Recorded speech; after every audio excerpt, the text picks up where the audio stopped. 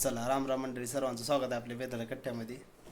आज मी कुठं आलो तुम्हाला सांगणारच आहे. त्याच्या अगोदर चेहरा दाखवून घेतो, नीट पहा. कारण मागाचा ब्लॉग आपण यांच्याच लग्नामध्ये बनवला होता. माझा परम मित्र क्लासमेट अक्षय काळे यांच्या घरी आज पूजनासाठी आलो.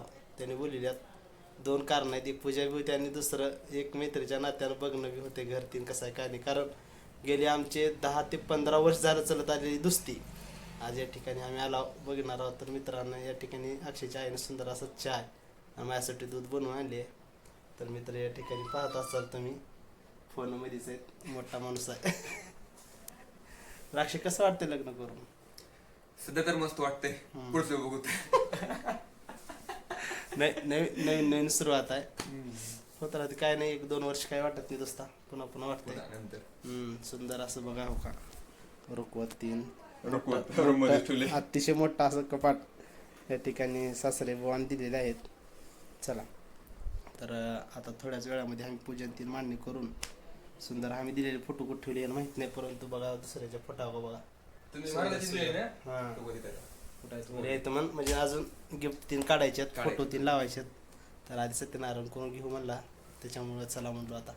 तर मित्रा, काय वाटतंय तुला असं पुढचं आयुष्य कसं राहील? कारण आवडत्या व्यक्तीसोबत लग्न केल्यामुळे विचारला. लव्ह मॅरेज सक्सेस केले, महत्वाचं 6 वर्षाचं. अरे बापरे, खतरनाक रिलेशनशिप होतं बरं का. 6 वर्षाचे फायनली सक्सेस झाले. दोघाला बी माझा आशीर्वाद असो की बाबा येणाऱ्या भविष्यामध्ये दोघं आनंदात राहावा. हीच सुंदर असं छान घर आहे. काळी पाटील म्हणजे काय बाबा, इथं तिथं नदीपर्यंत आहे. नदीपर्यंत शेत आहे. शिंदाळ्या या ठिकाणी आम्ही आलो, लातूरच्या जवळ. सुंदर असं आजचा आमचा दिवस जाणार आहे, कारण माझ्या मित्रासोबतची सकाळ आज झालेली या ठिकाणी. तर चला एकदा आम्ही चहा 3 मस्त पिऊन घेत आहोत. चल भेटू मित्रांनो, चला राम राम. तर मित्रांनो, तुम्ही या ठिकाणी पाहू शकता आपल्या अक्षय काळेचा हा सुंदर असा फार्म हाऊस आणि हाऊस, म्हणजे दोन्ही घर आणि शेत एका जागी आहेत.